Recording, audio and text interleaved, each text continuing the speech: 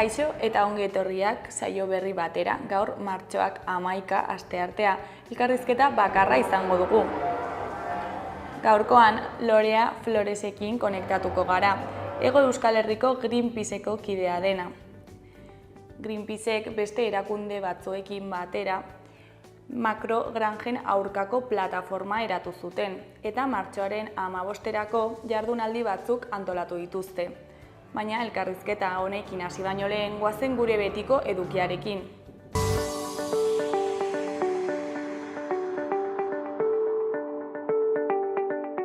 Goazen orain gaurko efemerideekin. Gaurko egun batean, 1623ko martxoaren 11an, Lekeitioko eta Ondarroako arrantzaleen bien artean harrapatutako balea elkarren artean banatzeko hitzarmena sinatu zuten. Ohikoak ziren herri ezberdinetako arrantzaleen arteko tirabirak balea ezatzean. Bi herrietako kofradiak batuz, balea errazago harrapatzea izatea zen asmoa, eta beraz, etekinak bi herrietarako arrantzaleen artean banatzen ziren. Urte batzuk geroago, 1980ko martxoaren 11an, Pinocheten Txileko diktadura militarra amaitu zen. 1973ko irailaren 11an, Ameriketako Estatu Batuen laguntzaz emandako estatu golpeaz geroztik agintean egon ostean, Pinochetek bere kalkuluen kontra 1988ko urrian egindako plebiszitua galdu zuen eta demokraziarako transizioa abiatu behar izan zuen. Bere zigorgabetasuna ziurtatzen saiatu zen agintaldi amaieran, dena den. Hurrengo urteetan zigorgabetasun hori deuseztatzen joan ziren arren, epaiketarik gabe hil zen diktadorea 2026an. Epaiketarik gabe hil zen diktadorea 2006an.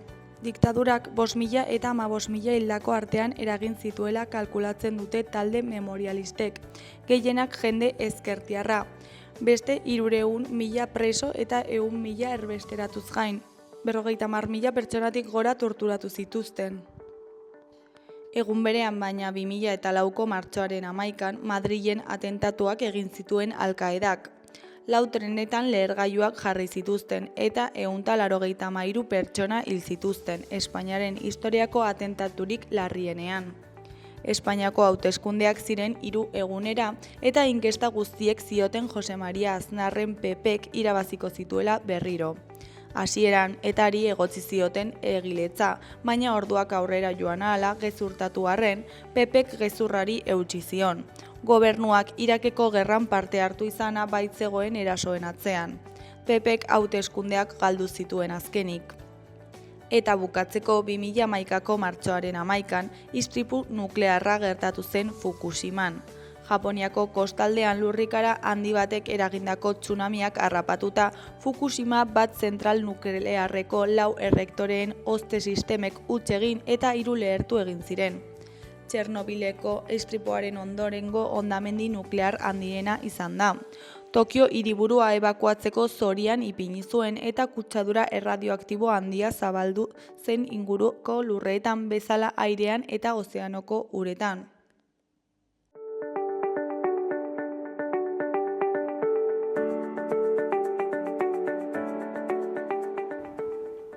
Errepasatu dezagun aste honetarako agenda. Asteazkenean, promesa berdina egin diegu lagun guztiei izeneko antzerkia egongo da Nafarroako Antzerki Eskolan arratsaldeko 7etan. Laguntasuna aintzat ematen den harreman mota hori da. Denok daukagun lagunak. Ez dago tradiziorako lekurik edo lagun on bat beti egongo da zure alboan. Promesa handien putzua da, betidanik eta betiko, forever, infinatu hor egongo gara. Jakintzat ematen den unibertso hori lur aberatsa da sormenerako. Pertsonon alderdi inozo eta zaurigarriena bistara ateratzen duelako. Ostiralean bisita giratua egongo da Iruña Erdi Aroan izenekoa. Arkitektura zibila eta erlijiosoaren inguruan izango da. Topagunea katedralaren atarian izango da goizeko 11etan. Erdi Aroko hiria esploratuko dugu. Erakunde zibil eta erlijiosoei lotutako lekuen bidez, eta horrez gain, haren garapen urbanistikoa eta arkitektonikoa ezagutuko dugu. Larunbatean haur eta familiendako zinema egongo da arratsaldeko 6etan Jusra Rotxako Zibiboxean. Patrick heroi txikiak, balentria handiak ikusentzunekoa proiektatuko dute. Igandean Arizona izeneko antzerkia egongo da Atarrabiako kulturetxean. Txalo produkzioak ekoiztetxearen azken lana da Arizona. Aitziber Garmendia eta Jon Plazaola dira obraren protagonistak eta George eta Margareten papera antzezten dute. Beren mugak defendatu behar dituzte. Bizilagunak hor daude, zelatan, ahalik eta deskuidurek handienean gurutzatzeko zain. Baina Margaret galdera gehiegi egiten hasten denean, komedia musikala beren bizitza zena tragedia basati bihurtzen da. Arizona hemen dago, pausuan, Melillan, gure hiri bakoitzean. Arratsaldeko 7:00 Atarrabiako kulturetxean, sarrerak 5 euroan.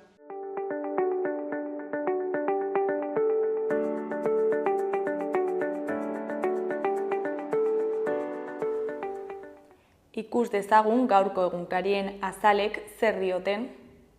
Diario de Noticiasen titular nagusian, teknologia sektorean enplegu gehien duen bigarren erkidegoa da Nafarroa.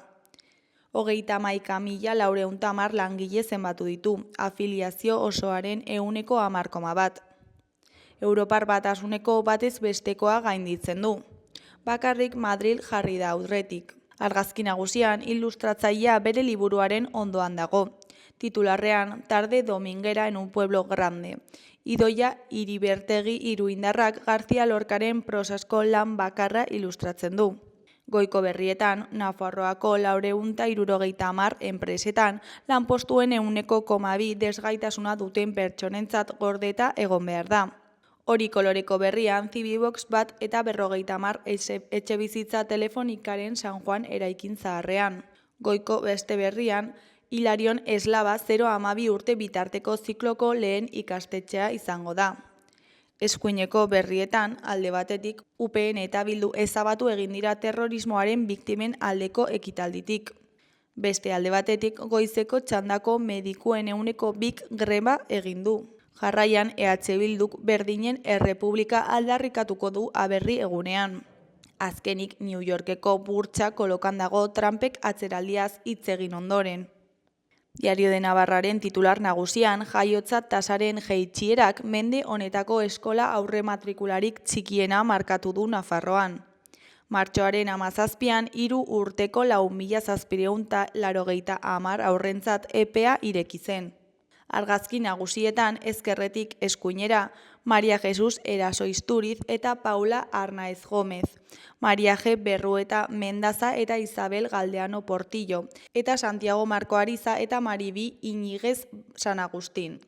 Titularrean pandemiaren oroitzapena Nafarroako egoitzetan. Duela 5 urteko egoera kritikoen epizentroa izan ziren. Horrela gogoratzen da Iruñean, Tuteran eta Lizarran. Eskuineko berrian, Peralta, Sesma eta Barasoain enplegu teknologikoaren babeslekuak. Goiko berrietan, alde batetik Noaingo tailer batek artea eta desgaitasuna batzen ditu. Beste alde batetik, Nafar batek 16 urterekin debuta egin du Barsan. Azkenik, osasuna 5.000 bazkide gogaidera iritsi da. Gararen titular nagusian, Txomin Lorcaren arabera, ILPren batzorde sustatzaileko kidea, iruzur demokratikoa litzateke alderdiek legegintzako herri ekimena izapidetzea ez onartzea. Argazki nagusian Gazako haur batzuk ditugu. Titularrean, elektrizitatea mozteak Gazako egoera larriagotu du. Israelek Gazako zerrendako elektrizitate hornidura eten du, eta horrek are gehiago larriagotu du, bertan bizi duten egoera latza. Izan ere, ospitaleen funtzionamenduari bakarrik ez, ur edangarria eskuratzeko beharrezkoak diren gatzgabetze instalazioei ere eragiten die neurri honek. Hori askiez eta laguntza humanitarioak erabat blokeatuta jarraitzen du. Beheko berrian, Ipar itsasoko talkak ingurumen alerta piztu du. Erdiko berrietan, goikoan, burlatan harridura 13 urteko neskato baten bortxatzaileari zigorra murrizteagatik. Antxoaren kostera hasi da, harrapaketak 7% murriztuta. Eskuineko berrian, EH Bilduk eta PPek zer fiskalitate nahi duten argitzeko eskatu diote EAJari eta PSEri. Berriaren titular nagusian kurduen autonomia Siriako estatuan integratzeko akordioa egin dute. Ahmed al-Shara presidenteak eta Mazlum Abdi Siriako indar demokratikoen komandanteak Damaskon sinatu dute ituna. Kurduen lurralde gehienek 10 urte baino gehiago egin dituzte Damaskoren agintetikak. Argazki nagusian, Europako herrialdeek 155 handitu dute armen importazioa azken 5 urteetan. Zipri bakearen nazioarteko ikerketa zentroak urtero argitaratzen duen txostenean jakinarazi duenez. Ukraina da munduko arma astunen importatzaile handiena, Errusiako inbasioaren ondorioz. 9.927 handitu ditu importazioak 2015-2019 alditik. Frantzia da esportatzaile handienetan bigarrena, mundu osoko 9,9,6 ditu. Titularrean, Europara begira ari da armagintza. Ezkerreko argazkian Itxaso Martin idazlea dugu. Honen hitzetan, Bobo novelan amatasuna izan da nire obsesioetako bat. Honen beheko berrian kolore pertsonalak. Kolorea aztertzen duen zientzia, estetika eta moda kontuetan aplikatzea sustatzen dute aholkularitza eta ikerketa zerbitzu batzuek. Goiko berrian, Groenlandia, hauteskunde eguna Trumpen presiopean. Euskal Herria Irratiaren titular nagusian, herrigorako saskiak bete eta eskatzeko epea zabalik. Iritsi da aurtengo udaberriko herrigoraren kanpaina. Oraingo honetan ez dira osatutako kutxak izanen, baizik norberak aukeratzen dituen produktuez osatutako saskiak dira. Atzo hasi zen beste modura denona da onura leloarekin herrigoraren uzta eskatzeko kanpaina. Ekoizlearen jatorrizko prezioan eta euskaraz etiketatua, adierazi du Peru Aranburukideak. Eskuineko berrietan, goikoan, askatasunaren nazioa gara goiburuarekin ospatuko du EH Bilduk aberri eguna Iruñean.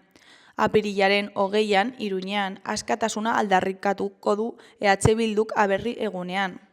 Nazio bat garela eta euskaldunak garela arro aldarrikatuko dugu, esan du agerraldi batean Arnaldo Otegi EH Bilduko idazkari nagusiak. Behekoan Antsoaingo jantoki solidarioa proba izatetik egitasmo finko izatera pasako da. Etapa berria hasiko du jantoki solidarioak Antsoainen eta horretarako izen emate epea zabalduko du udalak.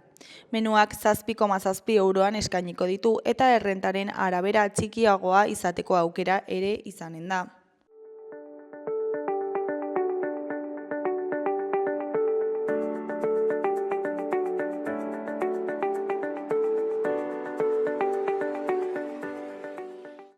Kaixo, lehen aipatu egun bezala, orain makrogranjen aurkako plataformatik datorren Lorea Floresekin gaude. Kaixo, zer moduz?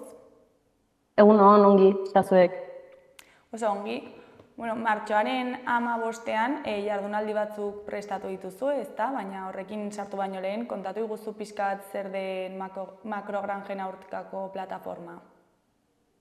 Bagara hainbat eragile, Nafarroakoak, elkartu ginela 2021 urtean, erranen nuke, orduan batez ere, gontzen kutsadura gertakari larri bat Kaparrosoko behi makrogranjari lotuta, eta ikusi genuen hori etzela kasu bakarra, eta gero eta zerri eta hegazti granja industrial gehiago egiten ari dira Nafarroan, eta horrek uran eta ingurumenean hainbat arazo dakartzala, eta horrez, bai talde ekologista, abeltzainak, eta bertze motatako eragileak elkartu ginen. Eta zeintzuk dira makrogranjen arazo nagusiak? Dituzte inpaktuak, bai ingurumen aldetik, lotuta gaudena mundu mailan deforestazioarekin, baina baita negutegi efektu gas isuekin, ur kalitatearekin, lotuta gaude ere gizakian osasun arazoekin, adibidez ur kutsadurarekin lotuta, baina baita gehiegizko haragi kontsumoarengatik edo baita antibiotikoekiko erresistentziak, eta gero ekonomikoki edo sozialki ere, ez, arazoak dituzte, sektorea erabat industrializatzen ari da, gero eta granja handiagoetara jotzen ari gara, eta adibidez, abeltzain txikienak edo jasangarrienak ere, kaltetzen ari dira, ez, hori da, mota honitzetako inpaktua sortzen dituzte. Eta auraren kalitateari nola eragiten dio? Kontutan hartu behar da, ustiategi handi hauetan, animali kopuru agitza handiak egoten direla urte guztian ikuilu barruan itxita, ez? Eta horrek egiten du sekulako minda, ez? Edo gorotz eta pix-pilaketak egitea. Eta horiek gero zabaldu behar dira lurrean, ez? Eta normalean kopuru agitza handietan zabaltzen dira lurretan, eta horiek eskurrentia bidez, euri eitean edo filtratu egiten da, eta uretan bukatzen dute, eta honek nitrato kopuruak haunitza hunditzen ditu, ez? Nitratoa berez zera elementu oinarrizko bat da naturan, eta landarek eta behar dute hazteko, baina kopuru batzuetatik antzinera toksikoa da, ez? Bai biodibertsitatearentzat, baina baita gizakiarentzat ere, ez? Eta ikusten ari gara nola Nafarroan lur azpiko uretan, ez? Azkenean gure etorkizuneko ur erreserbak direna, batzuk dagoeneko ez dira erabilgarri, nitrato maila handiegiak dituzte. Eta zenbat makrogranja daude hemen Nafarroan?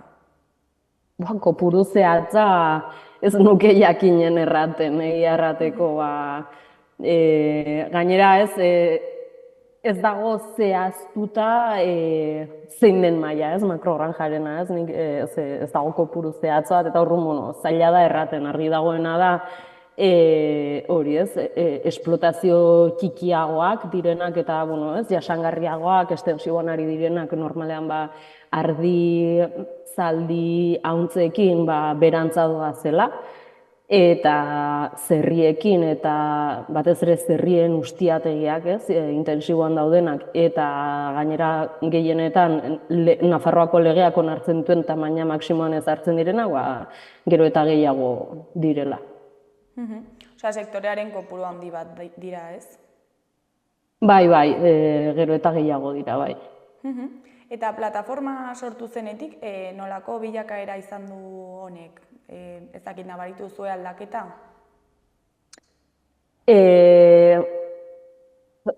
Zaila da, nabaritu dugun aldaketa batez ere gizartearen sensibilizazioan da. Nik uste dut 2008an aurretik, 2021an aurretik agian arazoa etzela hain ezaguna, eta orain jende gutxik erranen lukeela Nafarroan ez duela, ez, gure ikurri izan dena, ez, Kaparroseko makroetxaldea ez duenik ezagutzen, makrogranja bat gutxi gora bera zer den ez dakien, ez, orduan ikuste dut aldatu den gehiengoa da hori, ez, gizartearen sensibilizazioa, eta horrek nolabait instituzioetan ere presioa nabaritzea eragin du, ez, gero eta gehiago parlamentuan eztabaidatzen den gai bat da, baina aldaketak Nafarroa mailan behintzat txikiak izan dira. Egia da, estatu mailan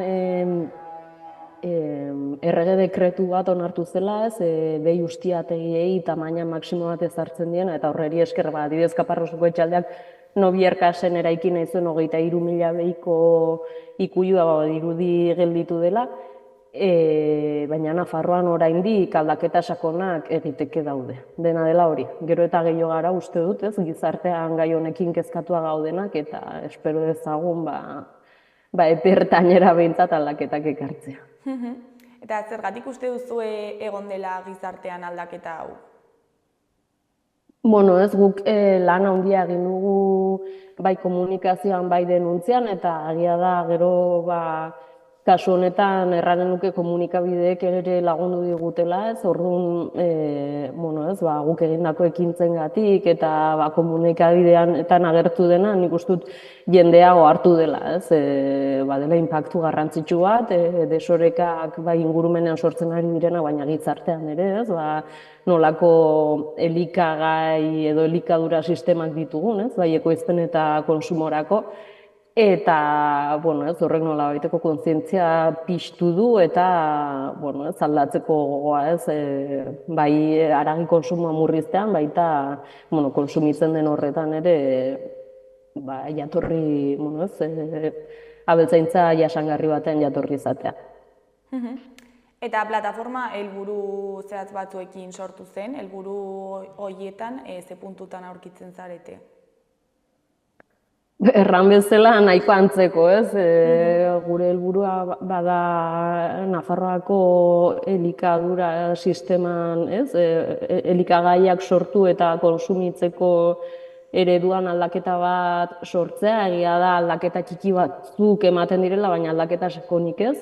Eta alde horretik, helburu horietan berdin jarraitzen dugu. Erran beharra dago ere, gero aietzen direla momentuan epe batzuk, eta orain adibidez Nafar gobernuak berritu beharko zituen nitratu kutsadurarekiko zaurgarriak diren eremuei lotutako araudia, eta eremuiek zein diren zehazteko araudia berritu beharko zuela, eta adibidez, orain ere horretan jarraitu beharko dugu, ez? Hori kutsadurara jarraitzen, eta Nafar gobernuak dituen herramientako horretarako jarraitzen, ez, ongi egin dezaten lan. Eta zuek makrogranja hauen alternatibak proposatzen dituzue, zeintzuk dira hauek? Bai, ez, jardunaldian azken blokea, azken finean horreri begiratuko diogu, eta guretzat alternatiba dira hori familia eskalan edo eskala txikiko ustiategiak, estensiboan aritzen direnak eta aldela ekologikoan, ez? Daudenak pentsatua batez ere hori ingurumenari kalte ez egiteko eta bertako elikadura beharreak asetzeko, ez? Eta ez hainbertze merkatu logika batean ahalik eta gehien epe motzean ekoizten eta etekin ekonomiko handiena ateratzen, ez? Eta hor etorriko dira hiru toki edo hiru etxalde desberdinetatik, jardunaldietara, eta justu fokoa jarri nahi izan dugu gainera esnetako behietan eta zerrietan, ze Nafarroan bi abere gaztegi horiek ari dira izaten kaltegarrienak, ez, edo industrializatuenak, eta kasu honetan etorriko da jauregia esnekiak baztandik, ez, behi gazta eta jogurrak eta barra egiten dituztenak, eta gero Otxagabiako zerri hazkuntzan da biltzan ere proiektu bat, eta gero ere iparraldetik dituzten alternatiba ezberdinak edo egin dituzten azterketa kontatzeko Euskal Herriko Laborantza Ganbara etorriko da. Eta alternatiba hauek praktikara eramatearen momentuan ze erronka aurkitu ditzazkegu? Hori agian hobe erantzungo dute, ez, horretan jarri direnak, baina erranen nuke hori, ez, Nafarro edo Espainiar Estatuko arauak bai muga sanitarioak eta baita nekazal politika bateratuak, ez, haunitz bideratuta daude eta baina handiko ustiategietara, ez, eta txiki hauek ez direnez egokitzen eredu horretan normalean bai hasteko diru laguntzak jasotzeko edo gero, ez, instalazioak egitean behar diren bete behar sanitarioak eta barrez, agitz zorrotzak dira eta batez ere hori, ez, industria handiari egokitutako neurriak dira, ez, eta erran nuke hor badagoela arazo handi bat, ez, eta nolabait arau hauek ere kontutan hartu beharko zutela, ez dela berdin ustiategi txiki bat edo milaka eta milaka hazienda dituen ustiategi bat bezala, dena dela hori, ez, hobeki segura eski hau erantzungo zuten bertan lanean dabiltzan abeltzaina. Eta guk kontsumitzaile moduan zer egin dezakegu? Errandakoa, ez, lehenik eta behin saiatu haragi kontsuma murrizten, ez, gaur egun dugun haragi edo animalia jatorriko produktuen konsumo maila hitz handia da, eta horrek ere ingurumen arazoez gain osasun arazoak dakartza, eta gero konsumitzen dugun hori saiatu bertakoa eta ekologikoa izaten, behintzat ustiategi txiki hauetakoa. Eta jardunaldiei dagokionez egiten diren lehenengo aldia da? Horrela formatu honetan erranen nuke baietz antolatu izan ditugu plataformatik lehenago ere hitzaldiak, adibidez duen etorri zen Pedro Arrojo uraz solasteko eta ura babesteko beharraz solasteko, egin izan ditugu bertze aurkezpen batzuk Kaparrosoko etxaldeak sortzen dituen kalteen inguruan, baina holako jardunaldi bat kanpoko esperientziak ekarrita, alternatibak erakusteko eta plataformatik egiten dugu lehen aldia da. Eta zergatik erabaki duzue horrelako zerbait egitea? Ikusi dugulako, nahiz eta hori 2021-etik hasita hor egontzen mugimendu potente bat, eta denak, interes handia piztu zuen gai bat izan zen, eta jarraipen handia izan zuen, orain, sentitzen dugu, alde batetik lantaldean ere nekatuz goaz, eta behar dugu, motivazioari eutxi, azkenean epe luzeko borroka bat da, eta batzuetan borroka hauek denboran mantentzea, ez da, errez izaten, eta horren alde batetik sentitzen genuen gu pixkanekatua ginela, eta gaia ja etzegoela agian hain presente medioetan, baina arazoak hor jarraitzen duela, eta horren alde batetik gu animatzeagatik eta bertzetik ere berriz ere jendeari gaia hurbiltzeko, eta gaiean lanean berriz animatzeko jendeari gurekin batera mobilizatzeko, antolatzeko eta bi helburu dobleekin jardunaldiak antolatzea erabaki genuen baita hori alternatiba posibleak daudela eta martxan daudela erakusteko. Eta jardunaldi hauek nori zuzenduak daude sektorean aritzen diren pertsonei, mundu guztiari? Mundu guztiari pixkat, alde batetik lehendabiziko blokean egingo dugu olako diagnostiko bat, eta jendeari azaltzeko zein den Nafarroako egoera. Bigarren blokea bada, borroken inguruan, eta hor pixkat helburua da ikusteko bertze tokietan nola antolatzen diren, gurera ekartzeko ideak, eta jendeari ere animatzeko antolatzen eta parte hartzen egiten ditugun protestetan eta bar.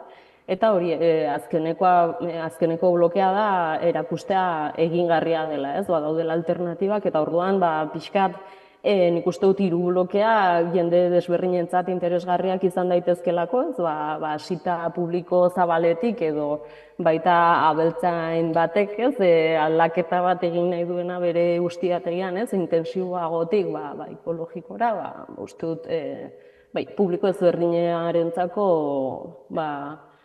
erakargarriak izan daitezkeen jardunaldiak direla. Eta nola uste duzue erantzungo duela jendeak? Ikusiko, egia da gauza honitz daudela, Udaberri partera hurbiltzen ari gara, eta Euskal Herrian eta Nafarroan gertatzen den zerbait bada, ematen du loreekin batera herri mugimendua animatzen dela, eta gauza honitz daude, baina guk gure publizitatea egin dugu, eta espero jendea hurbiltzea, eta gero gaina lunch txiki bat izango dugu bertako produktuak dastatu ahal izateko, espero dugu hori jendea animatzea, eta gero gurekin batera etorkizunean eginen ditugun horietara ere batzera. Eta zein da pixka bat egitaraua, nola antolatu duzue jardunaldia? Lehen aipatu dudan bezala, lehendabiziko bloke bat izanen da, hori plataformako kide garen bi pertsonak pixka diagnostikoa eginen dugu, alde batetik gaur egungo abeltzaintza sistema industrializatuak Nafarroan sortzen dituen ingurumen, osasun eta kalteak azalduko dugu, eta bertzetik abeltzain bat izanen dugu, eta egingo digu nola abeltzaintzan sektorea nola dagoen eta horren irakurketa bat, Eta bigarren bloke bat izanen dugu, zeintan parte hartuko duten Espainiar Estatuko estoganaderia industrial koordinadorak, pixka beraien esperientzia kontatuz nola koordinatzen diren eta egin dituzten borroka ereduak, eta baita orain izena joan zait, iparraldeko sindikatua, laborarien sindikatua etorriko da ere hango borroka erakustera, azken blokean aipatu dudan bezala, hiru alternatiba aurkeztera etorriko dira. Eta ondotik, dastaketa bat izanen dugu luntxo batekin. Eta izenburua, barkatu, hautatu zuen izenburua, gorputza, lurraldea eta borrokak dira, ezta? Zergatik hautatu zuen izenburua hau? Bueno, alde batetik gorputzarena erabaki genuen azkenean nolabait ere, daukagun, elikagaiak ekoiztu eta konsumitzeko ereduak gure gorputzak zeharkatzen dituelako, bai kontsumitzaile bezala edo, Nafarroan bizi garen pertsona bezala badituelako inpaktu batzuk gure gainean, baina baita abeltzainen gorputzak erabat zeharkatzen dituela, dituzten, zera baldintzengatik, eta sistema nola garatzen ari den. Lurra, azkenean makroetxale hauek edo bertze mota bateko abeltzaintza garatzen badu ere, nonbait kokatuak daude eta sekulako lotura dute lurrarekin, eta lotura hori onuragarria edo kaltegarria izan daiteke, segun eta nola planteatzen dugun. Eta borrokak erran duzu, baina uste dut azkeneko borroka janaria, alde batetik borrokak hori, eredu aldatzeko behar da, presio bat, bertzela ikusi dugu, instituzioetatik pausoak motel ematen dituztela ematen badituzte, haunitzetan ez dituztelako pausoak ematen ere, eta hori da, pixkot gai horiek desberdinak lotu nahi genituen jardunaldi honetan. Gero ere, elikadura politiken inguruko ikerketa egingo da. Nola eragiten dute elikadura politikak abeltzaintza lokalean eta? Azkenean garatzen diren politikek begiratzen badiote bertako produktuekin eta produktu osasuntsu eta jasangarriei, seguraski horrek laguntza handia emanen die ustiategi txikiei, azkenean dituzten bertze mila traben artean produktua saldu behar dute, orduan egiten diren politikek jomuga horretan dute, lurra zaindu, abeltzen txikiak zaindu eta konsumitzaileari hori kalitate oneko eta jasangarriak diren produktuak eskaintzean baldin badaute jomuga, dudarik gabe horrek nahi eta nahi ez lagundu behar die. Baina gaur egun ezartzen diren politikak normalean ez diote horreri begiratzen. Bertze kontu batzu efizientziari, errentagarritasun ekonomikoari eta begiratzen diote agian, eta hor nahi eta nahi ez handienak dira onura gehien ateratzen dituztena, baina gero lurraldean inpaktu ikaragarriak uzten dituzten. Oraingo politikek trabak jartzen dituzte, ezta?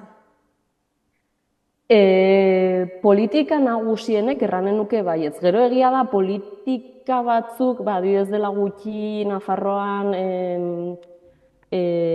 komertzializaziorako bide laburren arau atera zen, olako, edo, aipatzen da beti baserritik maira, olako politikak, baina erranen nuke olako politikak nahiko, haitz egokiak direla, baina ez direla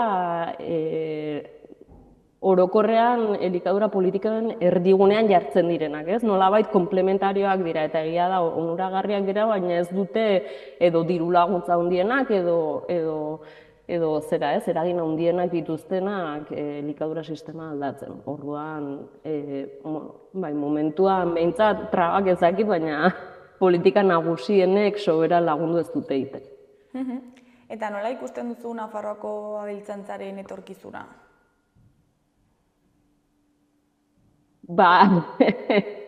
Momentuan behintzat abeltzaintza jasangarriarena ez dirudi sobera ona, erran bezala alde batetik dauden nekazal politika bateratua eta bertzelakoak batez ere abeltzaintza industrializatua babesten dute. Eta, bueno, txikiene gero eta arazo gehiago dituzte bizirauteko, eta izugarria da hauen kopurua murrizten urterik urte, orokorrean, ez? Gero eta bezain gutxiago ditugu, baina bereziki txikienak ari dira desagertzen. Eri gainera gehitu behar zaio aldaketa klimatikoak, biodibertsitate galerak, eta ekarriko dituen inpaktu guztiak, ez? Eta, ikusi beharko da, ez? Gai garen, ez? Oraingo joera oneri buelta ematen. Bueno, Lorea, ja bukatzeko, ez dakit zerbait gehiago komentatu nahi duzun, edo zerbait jendeari esan, gonbidapena luzatu. Hori gonbidapena etortzera, nik uste dut jardunaldi haitz interesgarria izanen dela, ez? Hori bertzetokietako esperientziekin, Nafarroa nola dagoen ezagutzeko, eta hori ez, gauzatu daitezkeen alternatibekin, gaina hori ez, luntxa izanen dugu, eta beti urdail kontuetan jendea ematen du gehiago animatzen dela, eta hori parada polita izanen da, informatu eta galderak egiteko, eztabaidatzeko, orduan animatu etortzera. Bueno, Lorea, mila esker gurekin hitz egiteko ratutxo bat ateratzeagatik eta ea zer moduz joaten diren jardunaldiak. Mila esker zuri ere. Agur, ondo segi. Aio.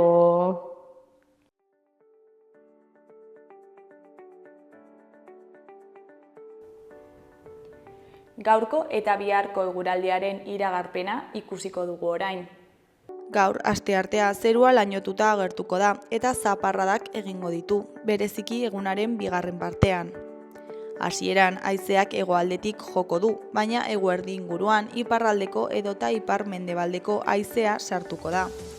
Itsasoko haize horrekin euri gehien Kantauri isurialdean egingo du, batez ere arratsaldetik aurrera. Eta temperatura jaitsi egingo da. Eguneko beroenak 15-16 gradura iritsiko dira gehienez. Asteazken goizean giroa lasai samarra izango da barnealdean, baina leku batzuetan, batez ere kostaldetik gertu, euria egin dezake. Mendebaldeko haizea ibiliko da, itsasertzean biziago, eta hegoaldean zerua nahiko garbi egongo da. Arratsaldean haizeak iparraldera egin eta euria ugariagoa izango da. Iparraldean ez ezik, hegoaldean ere egingo du euria. Elurkota jeisten joango da eta egunaren amaieran 1000 metro inguruan egon daiteke. Temperatura maksimoak asteartekoen antzekoak izango dira.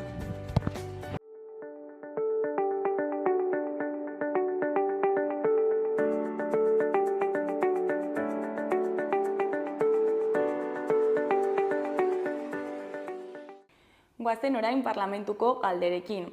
Nafarroako parlamentuak Espainiako gobernuari eskatu dio Nafarroako lehen sektoreko interesak defendatu ditzala Europar Batasunean, eta honen inguruan arituko gara parlamentariekin. Lehenik eta behin pixka bat kontestua jartzeko, agian datu gutxi batzuk eman ezake.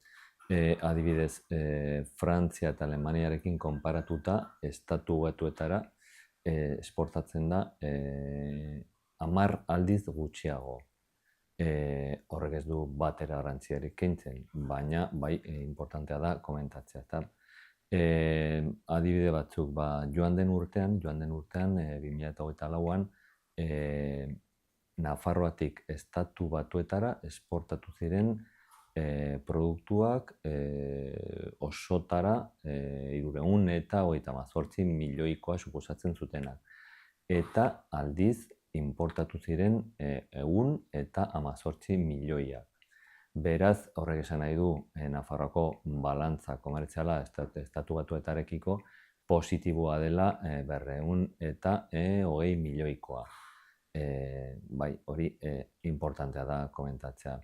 Eta esportazioen artean, lehenengo postua makineria eta tresna mekanikoak dira, bigarren postuan material aparatuak dira, eta hirugarrenez landareak eta barazkiak.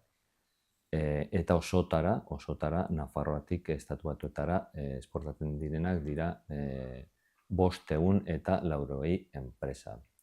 Zer gertatuko da, estatu batuetatik ezarritako diren balizko badirudi ezarriko direla, muga zergak zailduko direla harreman komertzialak, ziurazki estatu batuetan Nafarroko produktuak garestiagoak izango dira, eta horrexegatik gutxiago salduko dira, hori da katea, ezta? Garestitu produktuak eta hainbatean zailtzeko salmenta hori, eta ziurazki salduko dira gutxiago. Eta hori da azken finean Trumpen helburua, bertako estatu batuetako produktuak hantxe bertan saltzea, eta ez beste toki batzuetatik hara eramandakoak. Eta hori da hain zuzen ere Trumpek bilatzen duena, zailtzea kanpoko produktuak harailegatzea eta han saltzea. Hori da hainbatean bilatzen duena, eta horrexegatik planteatzen diren muga zergak estatu batuetatik. Bueno, lehenik eta behin ikusi behar da nola gorpuzten diren muga zerga hauek, ze egunero esnatzen gara horrelako berri batekin. Gaur izan dira Kanada eta Mexiko, atzo izan zen autogintza eta berriztagarriak, eta badirudi apirilak 2 izango dela lehenengo sektorea, ez? Hau ez da politika serio bat, hau badirudi dela negoziak eta estrategia bat, eta ondorioz ikusi behar da nola gorpuzten diren, ez? Baina aurrekariak ikusita, ja iraganean Trumpek jarri zizkion muga zergak Nafarroko lehenengo sektoreari, ez dago gaizki aurreratzea, ikertzea hauen inpaktua eta neurriak aurre ikustea. Bai, hemen Nafarroko Parlamentuan joan den osoko bilkuran jorratu zen gai hori, eta eskatu zen Nafarroak nazioarteko merkatuetan duen posizioa babesteko konpentsazio neurriak eskatzea.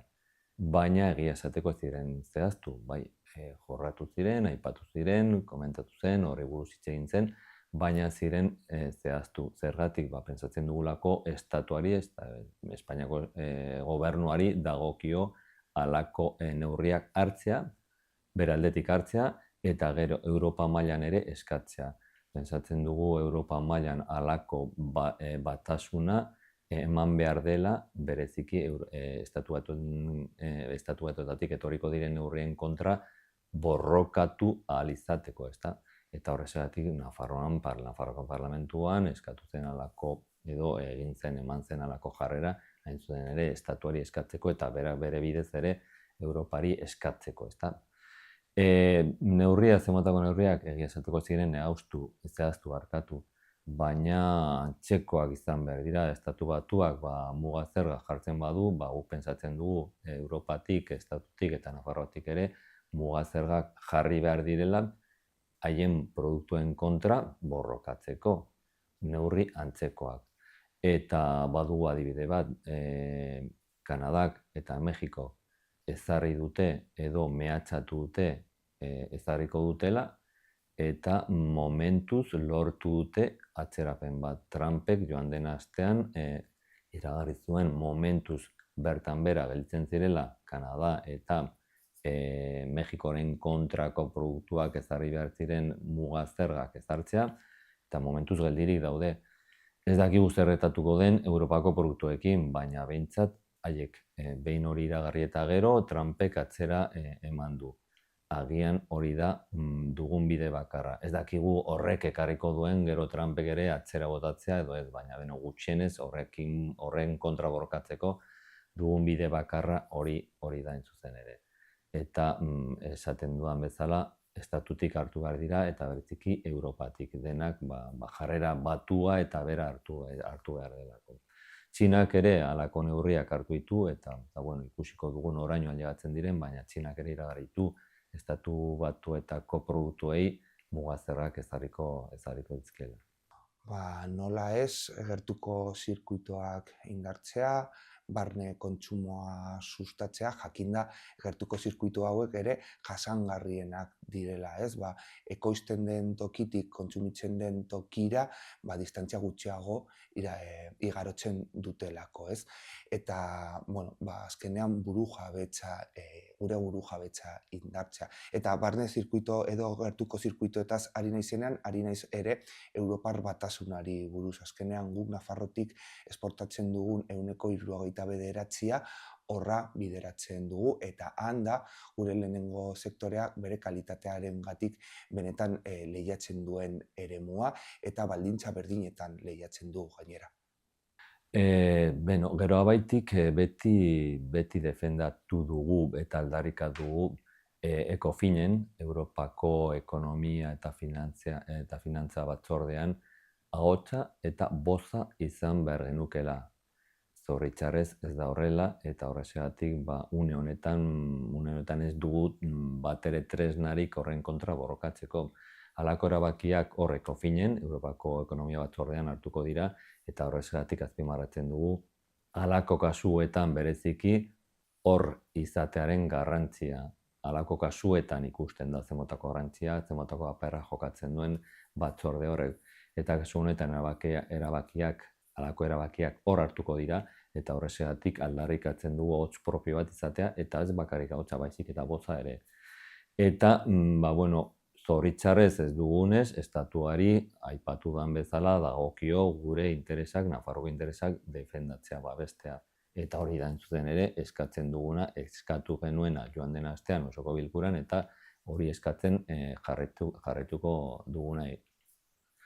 Bereziki eta zemotako neurria aipatu den zentzuan joan behar dira muga zergak, ez dugu beste bat.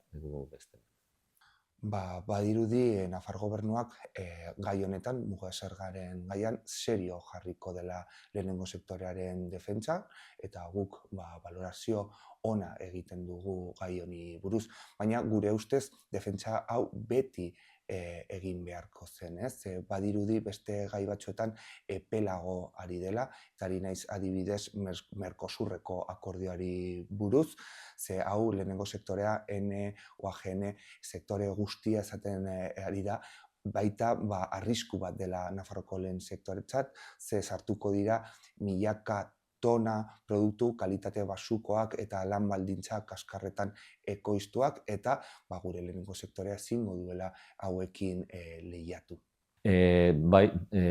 Datorren osoko bilkura kontrolezkoa da, eta beti baditu hor galdera batzuk egiteko, eta jen artean gaurkotasun handiko galdera, gure galdera izango da kasu honetan Osasun Kontseilareari, Dominguez jaunari, hain zuzen ere lehenengo mailako arretako zentroetarako egindako oposaketei buruz galdera bat. Eta horrekin lotuta, dakigunez, aste honetan Nafarroko medikuen sindikatuk greba batera deitu zuen, eta balorazio bat eskatuko diogu ere kontseilerari. Baitu beste motako galderak ere, baina bereziki hori izango da garrantzitsuena. Beste galdera bat da elkarbizitzaren bigarren planari buruz, eta kasu honetan Oilo kontseilari ere egingo digu, pixka bat jakiteko zemotako neurriak hartuko diren. Lehenengoa ia agortuta dago, bigarrenean lantzen ari da, eta horrezatik jakin nahi dugu zemotako epeak baloratzen dute, eta zemotako sarrerak, ekarpenak egingo dira bigarren honetan. Gustatuko litzaidake martxoak 8 buruz hitz egitea, pasaden larun batean mugimendu feministak ditutako manifestazio horretaz, milaka eta milaka pertsona joan zirenak, eta berriro ere mugimendu feministak adierazi zuena bere indarra, balore eta eskubide feministen defentsan. Eta balore eta eskubide feminista hauen defentsak gero eta garrantzitsuagoa da, bizi garelako oldarraldi fasista bat, ikusten dugu nola eskuin muturra sartu da Nafarroko instituzioetan Voxen eskutik, pasaden astelehenean Voxek parlamentuko deklarazioaren kontra bozkatu zuen, eta ezen aurrera eraman deklarazio hori, uste dut beharrezkoa dela mugimendu feminista oldarraldi fascista honen kontra, eta gogoratu nahi dut baita ere martxoak 8 ez dela bakarrik egun bat, eguneroko praktika bat izan beharko litzatekeela feminismo.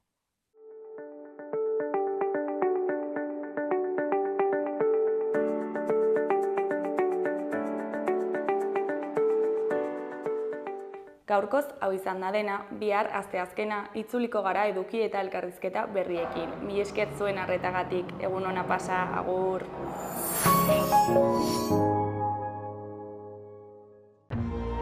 Gobierno de Navarra. Nafarroako gobernua.